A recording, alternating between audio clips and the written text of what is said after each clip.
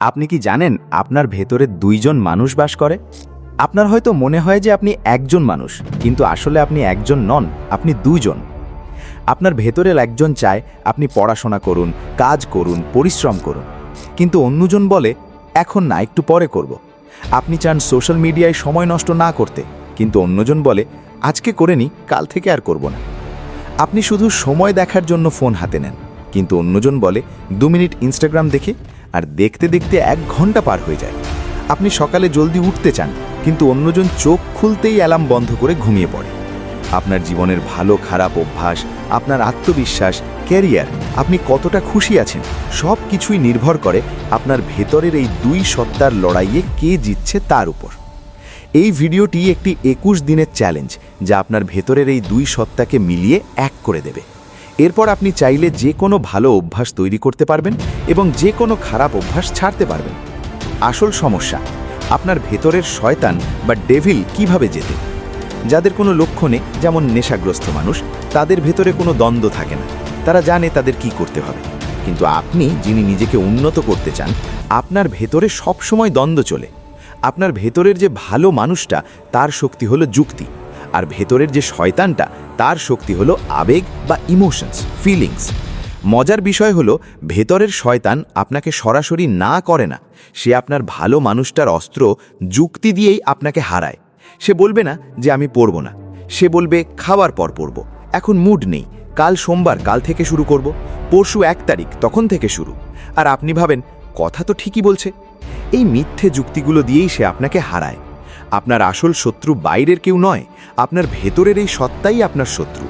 একে হারানোর জন্য 3টে রুল মানতে হবে। রুল 1, বিপরীত আদেশের নিয়ম, ল অফ অপোজিট কমান্ড। এতদিন আপনি আপনার ভেতরের শয়তানের কথা শুনে এসেছেন। এখন থেকে সে যা বলবে আপনাকে ঠিক তার উল্টোটা করতে হবে। সে যদি বলে আর একটু ফোন দেখি, একটু পরে ঘুমাবো, আপনি তখনই ফোন বন্ধ করে ঘুমিয়ে পড়বেন। সে যদি বলে মুড নেই, পরে পড়ব, আপনি বলবেন আমি এখনই পড়ব। সে যদি বলে কাল থেকে করব, আপনি বলবেন আমি আজ এখনই করব।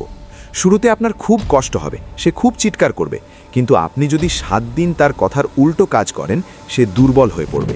21 দিন পর তার গলা আর শোনাই যাবে না।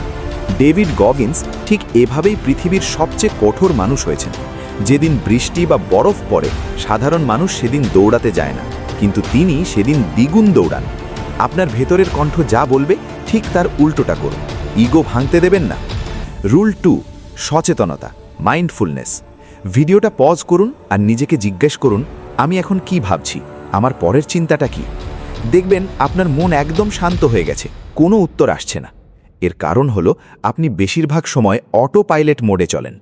আপনি কখন ফোন হাতে নেন, কখন সোশ্যাল মিডিয়ায় স্ক্রল করা শুরু করেন, আপনি নিজেই জানেন না, কারণ আপনি সচেতন থাকেন না। এর সমাধান হলো দিনে 2 বার নিজের সাথে বসুন। আপনার বয়স যত, ঠিক তত মিনিট চোখ বন্ধ করে বসুন এবং শুধু নিজের শ্বাসের দিকে মনোযোগ দিন। মন বারবার পালাবে, তাকে ধরে আবার শ্বাসের দিকে ফিরিয়ে আনুন। এটি প্র্যাকটিস করতে করতে এমন এক সময় আসবে যখন আপনি পুরোপুরি সচেতন হয়ে যাবেন। আপনি আপনার চিন্তাকে নিয়ন্ত্রণ করতে পারবেন। Rule 3, brain wash with feelings. ভেতরের শয়তানের ভাষা হলো আবেগ ও অনুভূতি। সে আসলে আপনার সাবকনশিয়াস মাইন্ড। সে সত্য মিথ্যে বোঝে না, সে শুধু অনুভূতি বোঝে। তাই আপনি যা হতে চান, যে অভ্যাস গড়তে চান, সেটাকে বারবার অনুভূতির সাথে বা কল্পনা করুন। আজ রাতেই এই ম্যাজিকটা ট্রাই করে দেখুন। ঘুমানোর আগে 5 মিনিট চোখ বন্ধ করে কল্পনা করুন যে আপনি সকাল 5:30 উঠে গেছেন, জুতো পরে হাঁটতে বের হয়েছেন। পুরো ব্যাপারটা এমনভাবে অনুভব করুন যেন সত্যিই হচ্ছে। দেখবেন ঠিক 5:30 আপনার ঘুম ভেঙে যাবে। একইভাবে আপনি যদি বারবার আত্মবিশ্বাসের সাথে বলেন ও অনুভব করেন যে আমি পারফেক্ট, আমি জিনিয়াস, তাহলে আপনার শরীর এবং মন ঠিক সেভাবেই কাজ করা শুরু করে দেবে। যে কোনো খারাপ অভ্যাস ছাড়তে চাইলে চোখ বন্ধ করে কল্পনা করুন যে আপনি সেই মানুষটাই নন যে ওই খারাপ কাজটা করে। আপনি একজন সম্পূর্ণ নতুন মানুষ। প্রতিদিন এই অ্যাফার্মেশনস প্র্যাকটিস করুন।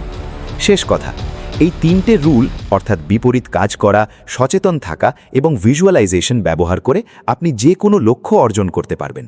কমেন্টে লিখুন I accept the 21 days challenge এবং আপনার 3টে লক্ষ্যের কথা লিখে যান।